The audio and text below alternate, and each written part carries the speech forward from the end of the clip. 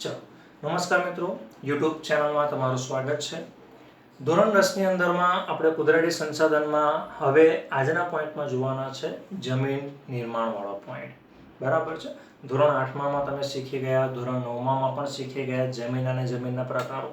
આ વર્ષે કંઈ નવું કશું નથી, પણ એમાં તમે થોડુંક વધારાની વિગતે જાણશો કે ભાઈ જમીન કોને કહેવાય, જમીન નિર્માણ કેવી રીતે થાય અને જમીનના પ્રકારો કેટલા છે અને કયા કયા, બરાબર છે। તો સામાન્ય અર્થમાં જમીન કે હું કહું છું ને એટલે તરત તમને યાદ આવી જાય છે કે જેના ઉપર આપણે ચાલીએ છીએ, ઘર બાંધીએ છીએ, વ્યાપાર ધંધો ઉદ્યોગ કરીએ છીએ, ખેતી કરીએ છીએ, બરાબર, તો એ જમીન કહેવાય। તો તમે બરાબર વિચારો છો, કારણ કે આમાં કંઈક નવું આવતું નથી। પણ યાદ રાખજો, આ જમીન નિર્માણની પ્રક્રિયા મંદ ગતિએ થાય છે અને જમીન નિર્માણ કંઈક એકાએક નથી થઈ જતું, એ ખવાણ અને ધોવાણથી થાય છે। ખવાણ અને ધોવાણ એટલે શું? તો ઘણી વખત તમે જોયું હશે કે પવન ફૂંકાતો હોય ને તો પવન ફૂંકાવાને કારણે કહેવાય છે કે એમાં રહેલા માટી અને રજ છે ને એક જગ્યાએથી ઉડીને બીજી જગ્યાએ હડસેલાય એટલે કે ખસી જાય છે। તો આના કારણે જમીન માટીના કણો એક જગ્યાએથી બીજી જગ્યાએ દૂર હડસેલાઈ જાય છે, તો એને જમીન ધોવાણ કહેવાય। જમીનનું ધોવાણ બે રીતે થાય, એક તો પવન દ્વારા થાય અને બીજું પાણી દ્વારા થાય। કારણ કે તમે જોયું જ્યારે પૂર આવતું હોય ત્યારે એ પાણીનો ધસમસતો પ્રવાહ જે છે ને જમીનનો એ ભાગ જે હોય માટી એને પણ ધોઈને આગળ વહી જાય છે, બરાબર, કોતર ધોવાણ થઈ જાય।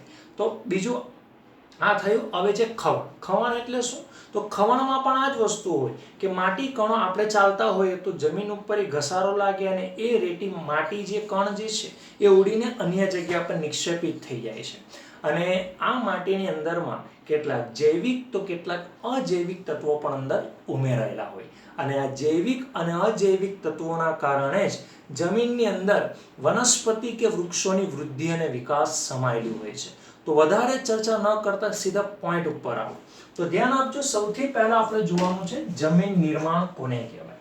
તો સાંભળજો, એવું છે કે સામાન્ય રીતે ભૂમિ સપાટીનું ઉપલું પડ એટલે કે માની લો કે આ જમીન છે અને આ કાળો ભાગ જે દેખાય જમીન છે અને એની ઉપરનું આ જે પડ તમને દેખાય છે માટીનું જેના ઉપર આપણે ચાલીએ છીએ, બરાબર છે। તો જો કીધું છે કે સામાન્ય રીતે ભૂમિ સપાટીનું ઉપલું પડ જેમાં વનસ્પતિ ઉગે છે જેને આપણે શું કહીએ, જમીન તરીકે ઓળખીએ છીએ। ભાઈ જમીન જે છે ને એ પૃથ્વીના પોપડા પરના અનેકવિધ કણોથી બનેલું એક પાતળું પડ છે। તમે લોકો 8મા ધોરણમાં શીખીને આવી ગયેલા કે અત્યાર સુધી જ પૃથ્વીનો પોપડો સફરજનની છાલ જેટલો ઠંડો પડ્યો છે, એટલા માટે એક પાતળું પડ છે। એમાં શું હોય છે જમીનમાં? તો જમીનની અંદર ખનિજો હોય વિવિધ પ્રકારના, ભેજ હોય, તમે પકડો ને માટી કાઢો તો તમને અંદર ભીનાશ લાગશે, તો એમાં ખનિજો, ભેજ, હ્યુમસ બધા માટે આ એક નવો શબ્દ છે। ભાઈ હ્યુમસ એટલે શું? તો હ્યુમસ એટલે માટીમાં રહેલા સેન્દ્રિય પદાર્થોના રજકણો। રજકણ એટલે શું? તો તમે માની લો કે જાઓ છો અને પવન ફૂંકાય છે, ઘણી વખત મોઢું ખુલ્લું રહી ગયેલું હોય, વાત કરતા હોય તમે કચક કચડ મોણામાં જે અવાજ લાગે એ રજકણ કહેવાય, બરાબર, એને હ્યુમસ કહેવાય। તથા હવા વગેરે અંદર ભળેલા હોય, ચોપડીમાં તમને મળેલા હોય છે એમ લખેલું છે પણ આપણે ભળેલા હોય છે એમ લખીશું। ભાઈ માટીની નીચે છે ને તેમાં મૂળ ખડક સ્તર હોય, ખડક સ્તર નક્કર કહેવાય, પરંતુ આમાં પણ છે ને કોઈ બી નક્કર ખડક હોય સમયની સાથે એમાં પણ ઘર્ષણ થાય, તો મૂળ ખડક સ્તર આવેલું હોય છે। જમીનનું નિર્માણ આ મૂળ ખડકોના ખવાણ, યાદ રાખજો ભાઈ, જમીનનું નિર્માણ એ મૂળ ખડકોના ખવાણ અને તેના ધોવાણના કારણે થતું હોય છે, જેમાં જૈવિક અવશેષો, જૈવિક એટલે વનસ્પતિ કહેવાય, જેનામાં જે સજીવ વસ્તુ છે એ જૈવિક કહેવાય અને જે નિર્જીવ વસ્તુ છે એને અજૈવિક કહેવાય। તો જૈવિક અવશેષો, ભેજ અને હવા અંદર ભળે છે। અન્ય રીતે કહીએ તો જમીન છે ને ખનિજો અને જૈવિક તત્વોનું કુદરતી મિશ્રણ છે, જેમાં વનસ્પતિ આ મિશ્રણથી વનસ્પતિની વૃદ્ધિ અને વનસ્પતિનો વિકાસ કરવાની એક પ્રકારની ક્ષમતા હોય છે। વધારામાં જમીન વિશે જો આપણે એમ કહેવા જઈએ, આપણે જે જોયું ને એક સામાન્ય પ્રસ્તાવના છે, તમે અર્થ બોલો તો એ ચાલે। જો વધારામાં એવું કીધું છે કે પૃથ્વીના પોપડાની સૌથી ઉપરની સપાટી, આ પૃથ્વીનો પોપડો છે એની ઉપર આ સૌથી ઉપરની આ જે પાતળી સપાટી જે દેખાય છે એને તમે જમીન કહો તો પણ ચાલે.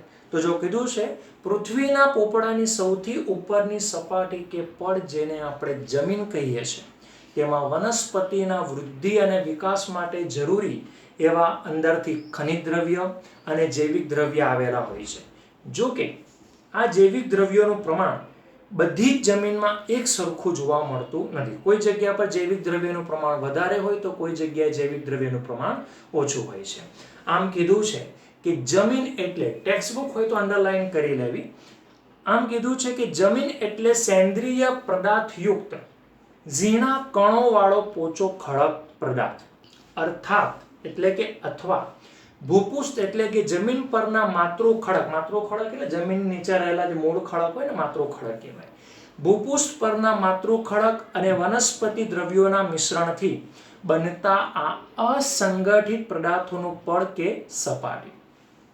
આમાં એટલું વસ્તુ યાદ રાખજો, જમીન નિર્માણ આ મૂળ ખડકોના ખવાણ અને ઘસારાના કારણે થાય છે. એટલે કીધું છે કે મૂળ ખડકોના ઘસારણ અને ધોવાણના પરિબળોને તોડીને તેનો બારીક ભૂકો બને છે અને આ ભૂકો કે ચૂર્ણ વનસ્પતિ તથા જીવજંતુઓના વિઘટન એટલે કે જીવજંતુઓ જ્યારે મૃત્યુ પામે, એના અંશ જે અવશેષો છૂટા પડે કે સડી જાય તો એના સેન્દ્રિય તત્વોનું બનેલું હોય છે.